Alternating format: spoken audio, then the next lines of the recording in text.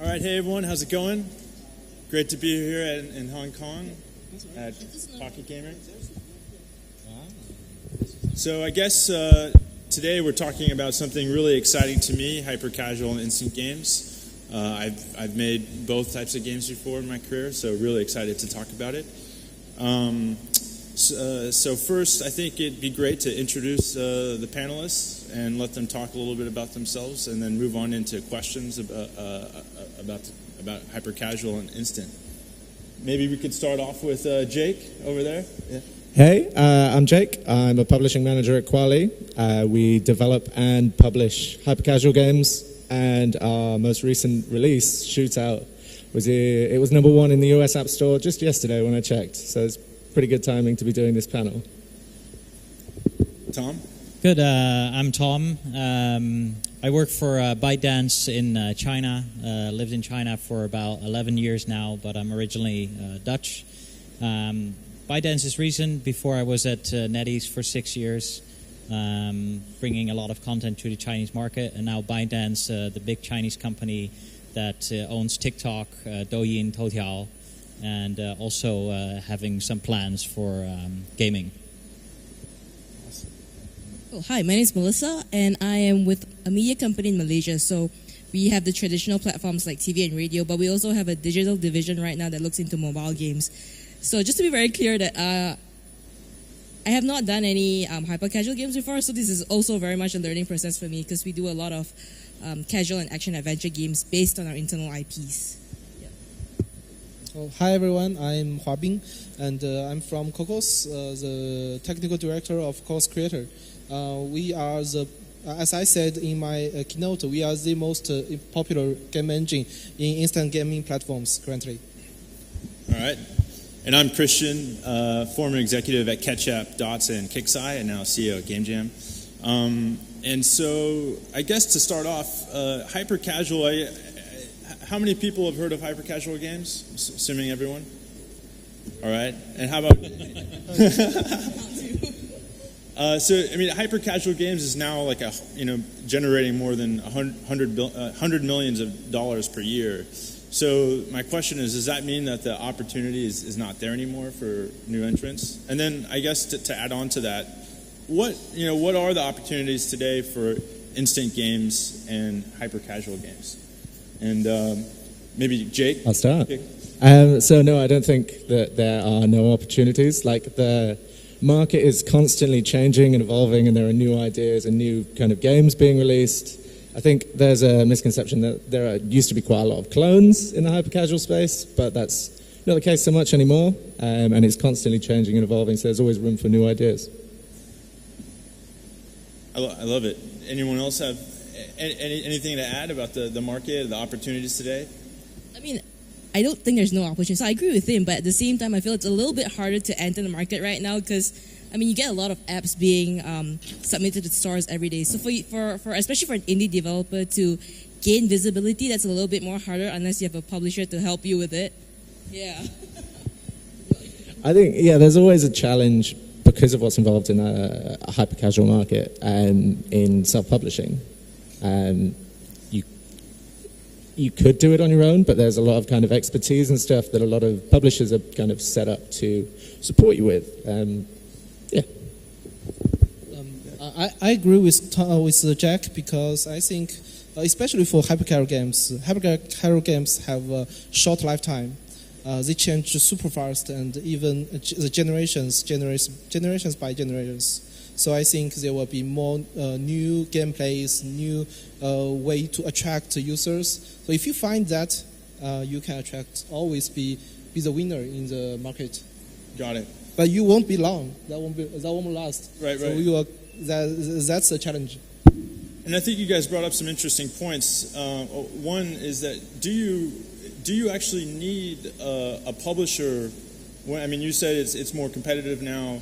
You mentioned working with a publisher to make these games.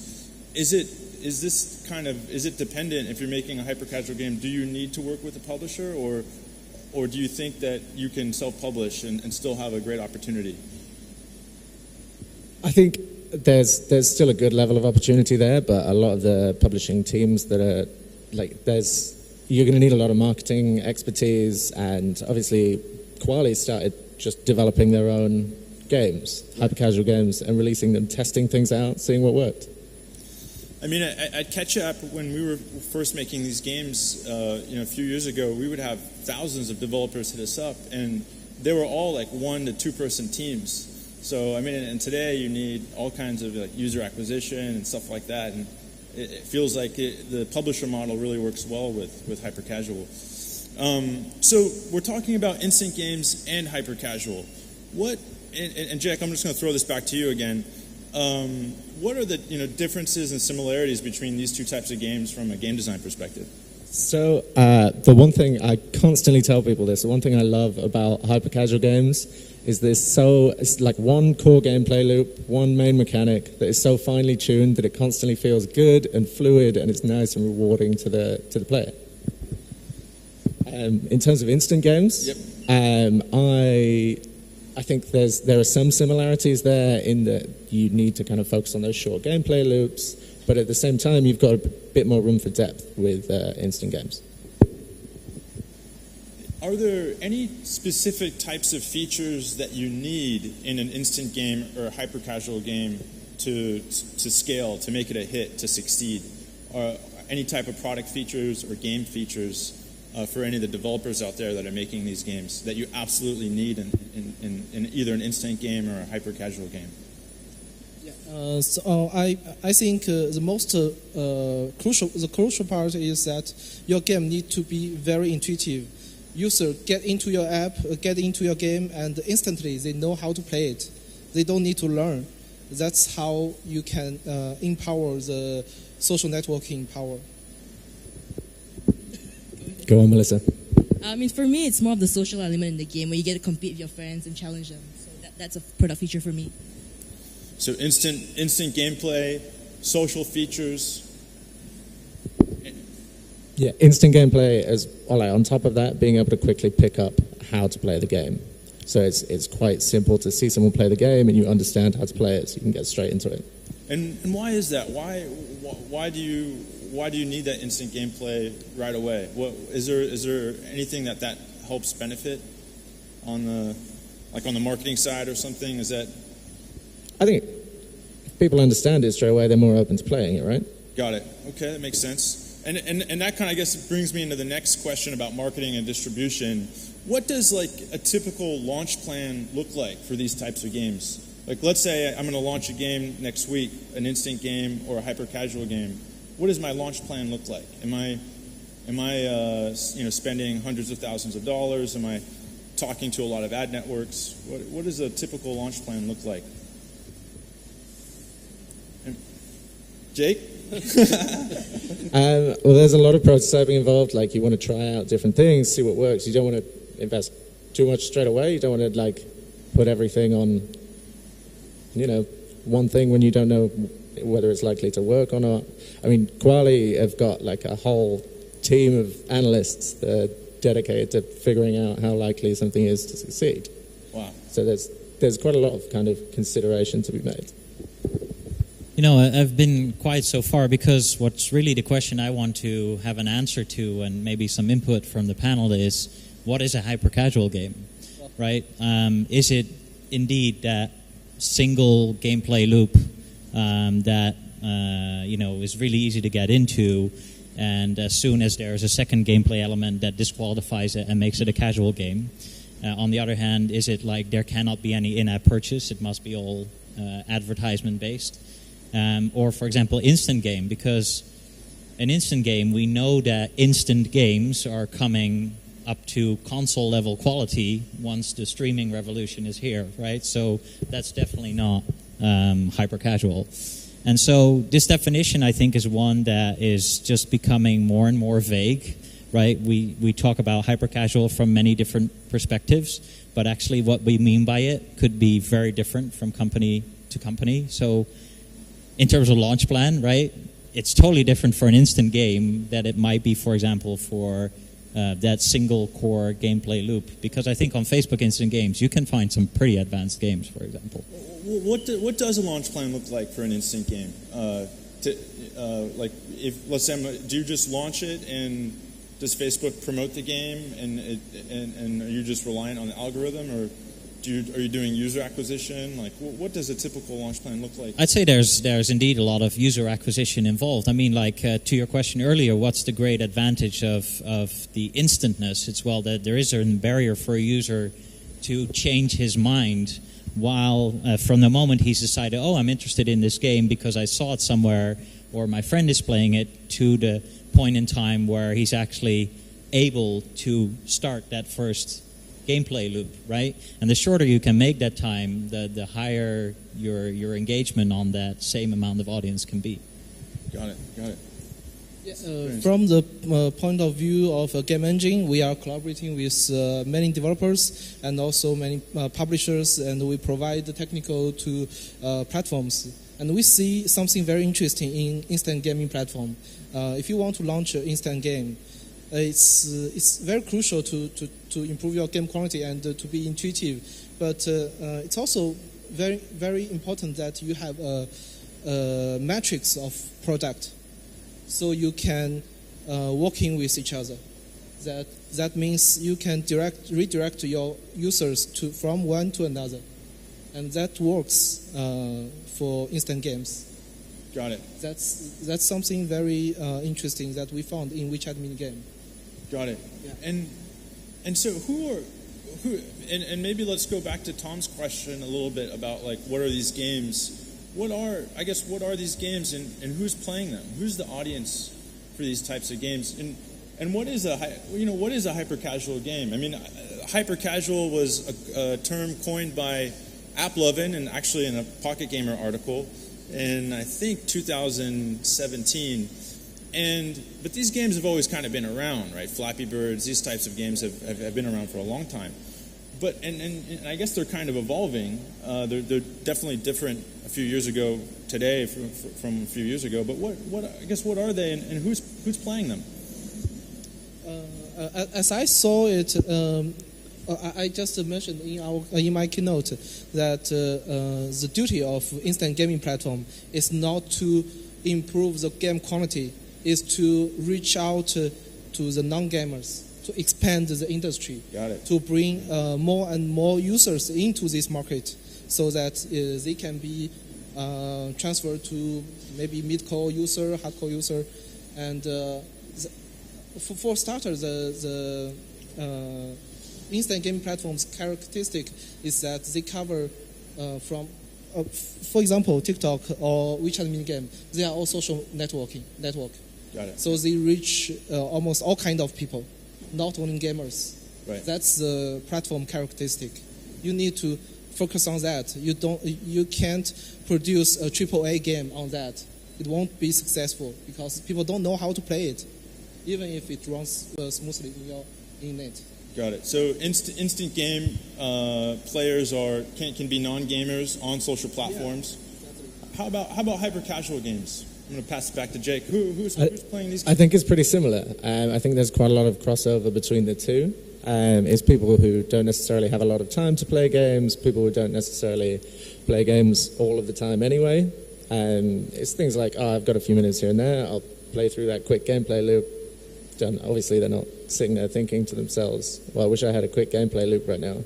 Got it. So yeah, I mean, like, I was playing hyper-casual 20 years ago on my Nokia phone, when there was Snake, right? Yes. It was instant, it was a single gameplay loop, and there just wasn't a video ad in between sessions quite yet, but, we've evolved since then. And nobody had quite coined the term hyper-casual at that point. Right. But yeah, exactly. Mischance there. That's a great point. Let's go to a little bit to how. So we know the audience. We kind of talked about the marketing plan and what these games are. How are these games designed? What is a typical game design process, game development process look like for these types of games? I mean, like from the player perspective or from the developer's perspective, because from a developer's perspective, the more often you can put an ad in there and the user doesn't walk away immediately, the better it is, right? So if you can get that balance right between immediate satisfaction in terms of the core gameplay loop, and that there's enough satisfaction for a user to say, well, I'll sit through another 30-second ad before I can try again. I mean, that's the eventual balance you're trying to aim for. I mean, especially on the very hyper-casual end of the spectrum, the amount of ads served is what it's all about. But who are these people watching all these ads? I mean, is there a specific audience of people that just like playing games with ads, or who's? So I think the audience is quite wide. So it's not like a specific type of person that is sitting there like wants to play a game that's got a load of ads in. I think people, they're happy to watch ads if they're enjoying the game, and that gameplay loop is keeping them satisfied. It's keeping them having fun, right? Got it. And that's part of the game design as well, is making sure that core gameplay loop is fun and keeps people entertained and involved to the point where they're happy to watch an ad to play it again, play a bit more. And for the people in the game industry, it's a great way to keep track who's spending money where, right? So. Do you think about time at all? Like when you're watching an ad, the time of gameplay of that you're consuming, that core funness, and then when you see an ad, or are there any specific things that you look at generally that you try to accommodate for when designing these games that are different from, let's say, an IAP-based game? You mentioned there's a lot of ad consumption, so and that affects the how we design the games. But what is exactly that? What is it that we're changing in the game to accommodate for that massive ad viewing? I think one of the key things is meaningful short-term rewards. Because besides, putting an ad between each gameplay session, you also want to put an ad to multiply the rewards gained, and for a user to find it interesting to spend another 30 seconds watching an ad in order to multiply his gains. There needs to be a mechanic in the game that actually makes him think, well, that is a worthwhile trade-off. I'd rather do that than grind longer to get those same amount of rewards. So that is a really short-term attention span loop that you would probably see less in other types of game development. Got it. I actually agree with Tom. Like, as a player, I'll be more willing to watch an ad if I'm at my highest score, or I'm going to beat my highest score and then I died. I want to watch that ad to just get further. So that's for me the rewarded aspect of it. Got it. You want to reward the player to keep going. Yep. Right. And Melissa, you're from your company is based in Malaysia, right? And I know that there's differences. We're here in Hong Kong. I'm from Brooklyn, and when I'm designing games and I'm seeing people play the games on the phone in Brooklyn, and I see people in the subway, see people on the train here or playing games, it feels like there's different activities going on. How do you, in terms of user behavior, how do bridge it, and how do developers bridge the gap between East and West? Certainly over the last year or 2 years, we've seen a lot of diversity amongst publishers, where the publishers are from, the players, where the players are from. How are developers today bridging the gap between East and West and actually across the globe? I know you have experience with the Malaysian market. Do you have any experience with culturalizing or localizing the game for? We don't have that experience, but maybe you want to go first? Actually, we are collaborating with Facebook to publish Chinese games to Facebook Instant Game. And actually, it's the gap.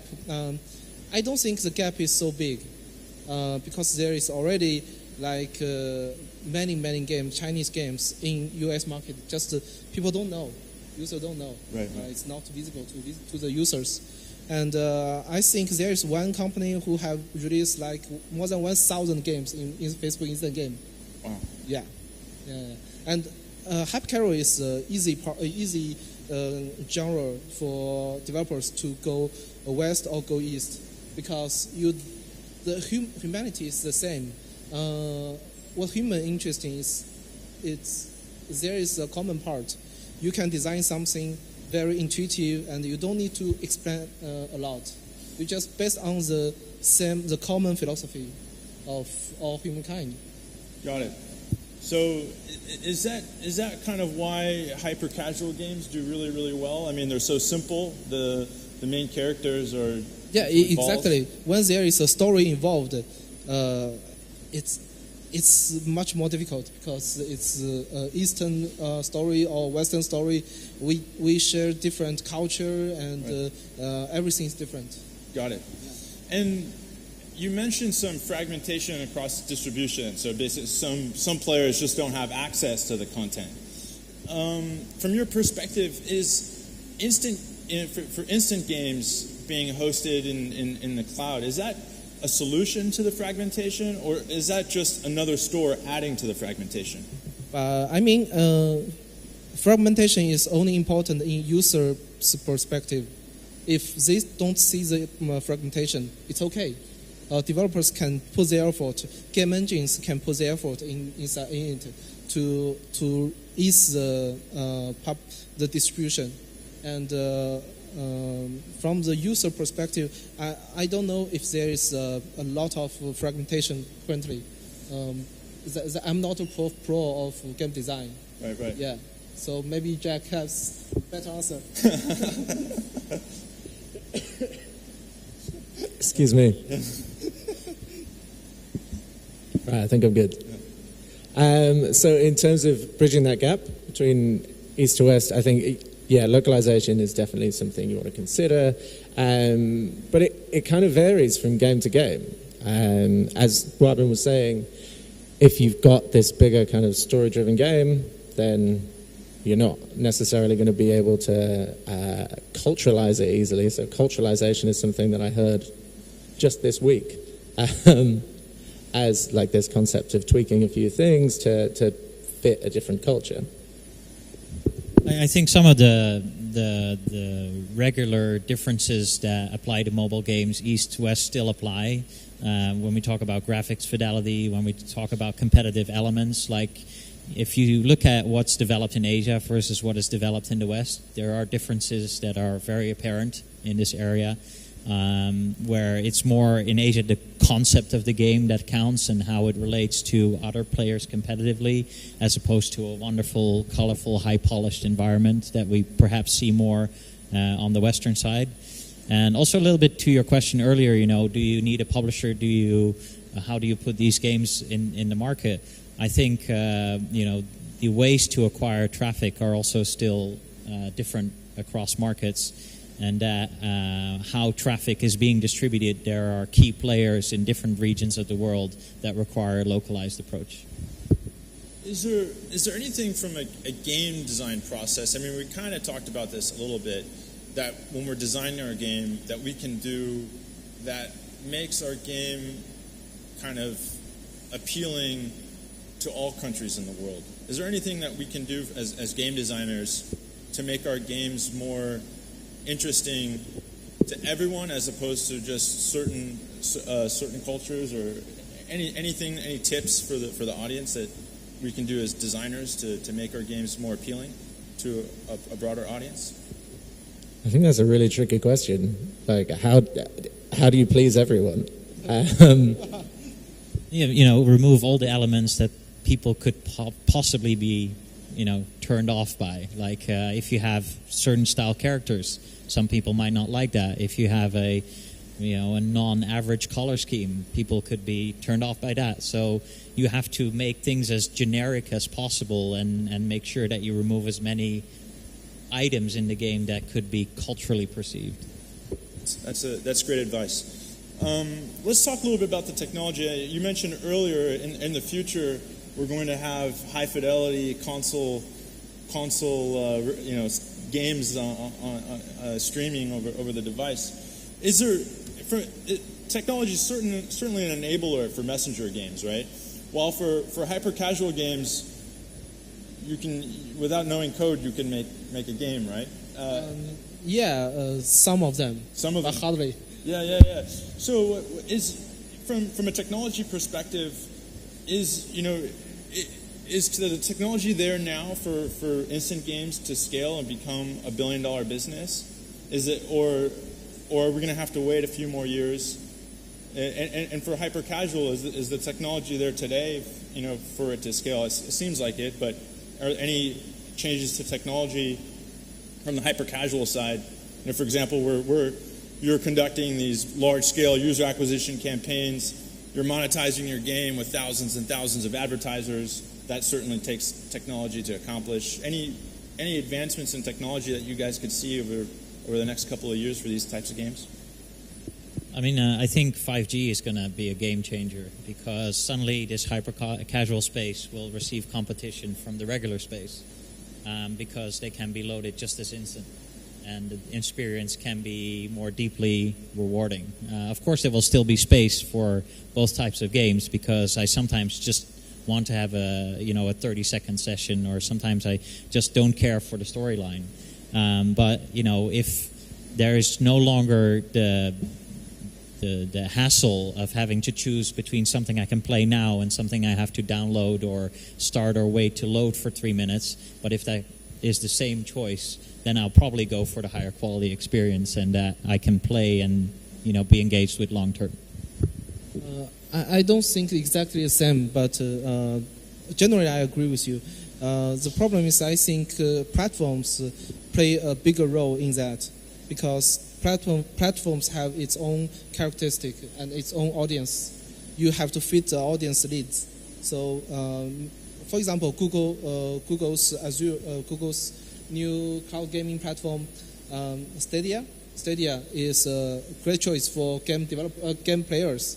Gamers will play high quality game, AAA game instantly without needing to download them. I think that's a better experience for them in the near future. But for TikTok, for example, I don't think a AAA game is a good fit or best fit for your audience. You know what I mean? I agree with most of your points about TikTok. I don't want to comment immediately. Yeah. But this goes all the way back to the first question you asked on this panel. Is there still room in the industry? And I think we're going to see a redesigned landscape. You're seeing, for example, Google going with Stadia, but because these distribution methods are going to change, suddenly new companies will see opportunities, and very successful companies now might have to reconsider their strategies. Are we still going to be relevant when this revolution has happened? Yeah. So when is the revolution coming? It's already here. All right, so that's great. And then, Jake, back to you. From the hyper-casual perspective, technology, you guys are a huge publisher. What technologies are you guys using now, and how do you see that kind of changing over the future? So, we're using ad mediation and stuff like that. We're monetizing through ad mediation. We're kind of using Facebook to support how we're running these ads to run those user acquisition campaigns. And I think, as Tom was saying, the 5G revolution, when that comes, I think there's going to be some adaptation needed, but I think there'll still be a place for this idea of a hyper-casual game where it's this satisfying core gameplay loop that you can play straight away. It might be a higher fidelity, but I think that people are still going to be having small chunks of time to play. There's still going to be a wide audience that don't necessarily play games or like hardcore games, and they're still going to be there. They're still going to want to play something, right? So I'm just going to ask each of you guys one more question, and then we're going to go to the audience for questions. So if you guys have any questions, start thinking about them now, because we have a great panel here that could give you some excellent insight. So Pocket Gamer is known for bringing a lot of indie developers into the community. So I wanted to ask a question for the indie developers here. If I'm a new developer entering the market, and I have a small team, I have a choice of making either a hyper-casual game or an instant game, which one should I pick? Well, I say you can pick both. It's the same thing. As I said, Hypercasual is best fit for instant gaming platforms because the platform is played in fragmented time and the user audience is best fit. So just make great hypercasual games based on the simplest idea and just make it fun. And I think you will have your audience. There are two things very important. First of all, you have to try to reach out as much audience as possible. So that means cross-platform, everywhere you need to be. Yeah, and second thing is that you need to use the social networking power. You need to make your game interesting for users to share with their friends or even directly play with their friends. And then you will have a great social networking. You don't need to buy ads. You need to buy your initial users, and the users will do ads for you. Yeah, that's what I think. Thank you. I agree with Huabin actually, but if I actually really had to pick one, I would pick Hypercasual instead of Instant. But I like the whole idea of making a hypercasual game and then porting it into different messengers, right? And that also comes back to my original point of getting a publisher to publish your games for you, because making games is your forte, right? If you leave the marketing part to the ones, and I mean for publishers that is their forte, marketing it. So get a publisher and you focus on just doing games on your own. And which publisher would you pick? Kwalee? Isn't that a little bit of a sensitive topic there? Jake's giving you the eye. Just like staring. Who? Buy me a drink, right? Tom? I think that instant is just a method of just distribution. So it's not something you can be determined to be good at, in a sense. So I'd say look at the strengths of your particular studio, the people in your studio. Hypercasual is a genre that you might be good at. What are your strengths? Are you monetization king? You know, do you have the most creative idea in the world? Then use that. But I'd say there's a ton of best practice that is known that you need to implement. You know, there's not necessarily the need to do everything different than everyone has done. So I'd say validate often and validate as early as possible. Don't go off for 6 months and then hope that everything you've done will have paid off. I think you know.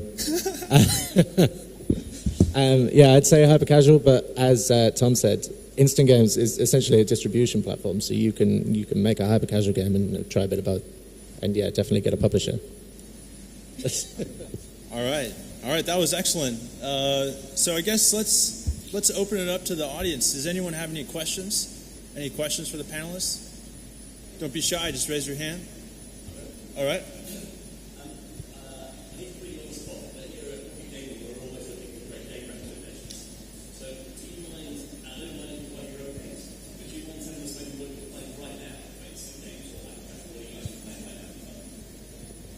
So there's one that I can't tell you about that I'm playing for fun, and the other one I'm playing for fun is called Shootout. It's the most recent release of Kwalee's, and I'm really enjoying it. For me, one is Virus War, a sort of arcade shooter type, and the other one is, I'm ashamed to say, Idle Farming. I'm playing Word with Friends. Actually, I can't say it in English because it's a Chinese game. Yeah, it's a match 3 game, but via match 3 gameplay, you can generate new characters on the main screen, and and these characters will start the battle with you for you. Yeah, so it calls 召唤与合成. It's just released on WeChat mini game. It had a huge success on iOS and Android. I'm also playing Dr. Mario for fun. So good. Any other questions? Is that a hand back there? No?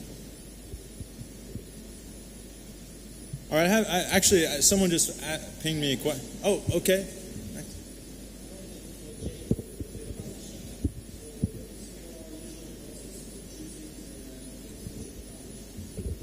So If we receive a submission, I'll review it, and if I think it's got potential, I'd like to talk to the rest of the publishing team, and we'll kind of come to an agreement that we should give this a try, we should test it out, and at that point we'll see what happens.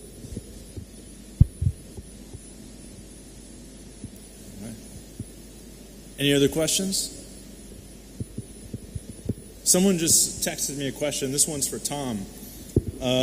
They want to. Can you ask Tom? Is he related to Jean-Claude Van Damme? Is that any relation? Any relation there? That's an extra M and an extra E, I'm afraid. Okay, I guess not. All right. All right. Any other questions from the audience? All right. Let's give him a round of applause. Thank you so much. All right. Thank you. Thank you.